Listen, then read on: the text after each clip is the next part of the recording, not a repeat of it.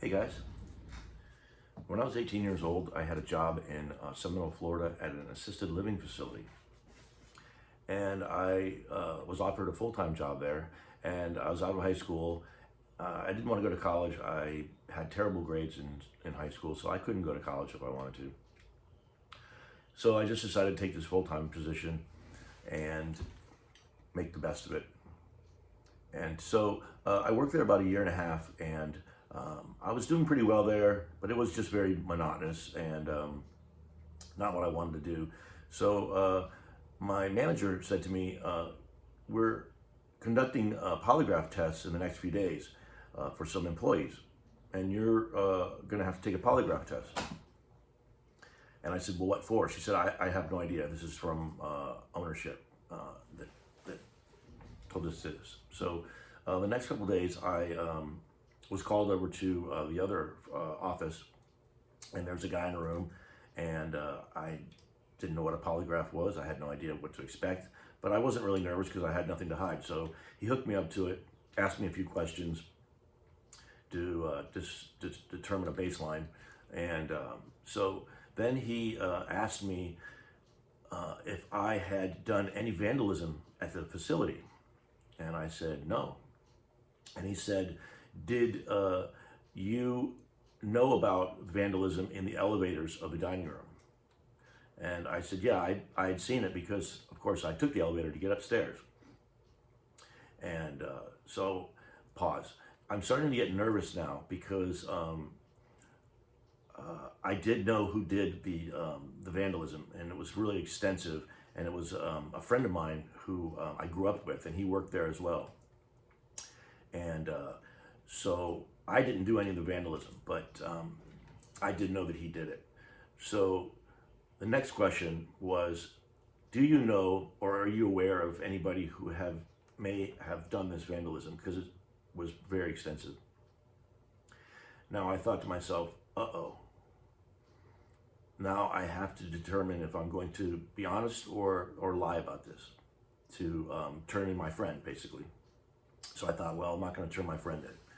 So I said, no, I don't. And he asked me a few more questions, and then he said, okay, the test is over with. And he made some notes, and he said, you know, Eric, I think you're being deceptive about one particular question here, and that is if you are aware or know of anybody who did any of this damage. And he said, are you sure that you don't know? And I said, yeah, I'm sure I don't know. And he said, okay, well, my test is showing me that you are being deceptive on that particular question. Every other question, you're fine. Is there anything you want to tell me? I said, no, I don't know anybody who had done that. I know it was there because I had seen it in the elevator. So he said, okay. So I went back to work. And about 3 days later, my manager said, the chef wants to meet with you. And the chef was the boss. He ran all of the dining rooms, kitchens, and everything. I didn't have a lot of interaction with him, but we walked down to the kitchen where the chef was. And so we sat down, and he said, Eric, we've had some issues with your performance, and we've had some complaints about you with the residents, which I knew I had no complaints because the residents were all my friends, actually, people that I really cared about. And anyway, he said, well, basically we're going to let you go. And I didn't know what that meant. I had never been let go of anything or any job in my life. And he said, today will be your last day.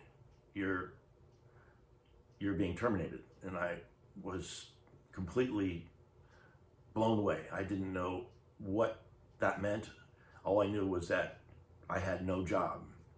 And I said, I started to get a little bit, well up a little bit because it really hurt me. And he said, you can go back to the rest of the day, and we'll take care of your check. And I said, you know, is there any way that I could maybe work part-time? Is it possible to work part-time? And he said, he looked at me straight in the eyes, and he said, Eric, you're being fired. And I never heard those words before. So I went back to walking back to the dining room, a fairly long walk from the kitchen back to the dining room, two separate buildings. And the manager, Mrs. Wild, she said to me, you had mentioned to me, Eric, that you always wanted to go to art school. And I said, yeah, I did, but I'm not thinking about that right now. I'm thinking about not having a job and having to go home and tell my parents this. And she said, maybe it's something that you should consider. You're only 19 years old and you have your whole life ahead of you. And I said, well, thank you. And I said, I just don't understand why I was fired. I did a great job. And she said, well, Eric, I'll tell you, I'm not supposed to say this to you, but you were fired because of the lie detector test, the polygraph that you took. They believe that you were involved in the vandalism of the elevators. And it was like $10,000 worth of damage that my friend had done. So I went back to work and, I told my friend who did the damage, I said, if you have to take a polygraph test, they're going to ask you these questions and you better be prepared because they knew that I was lying because I covered up for you. And so just be careful. And so I went home and I told my father that, hey, I got fired. And he's like, well, what do you mean you got fired? What happened? It was bad. And when you're 19 years old, things that happen to you in your life seem to be, impossible to overcome. And so I didn't know how to deal with that. I thought everything was over with. I had no job. I had nothing. So I decided to go and check out the school that I had heard about in high school, in my graphics class in high school, which was Tomlinson School. It's a public school in downtown St. Petersburg on Mirror Lake.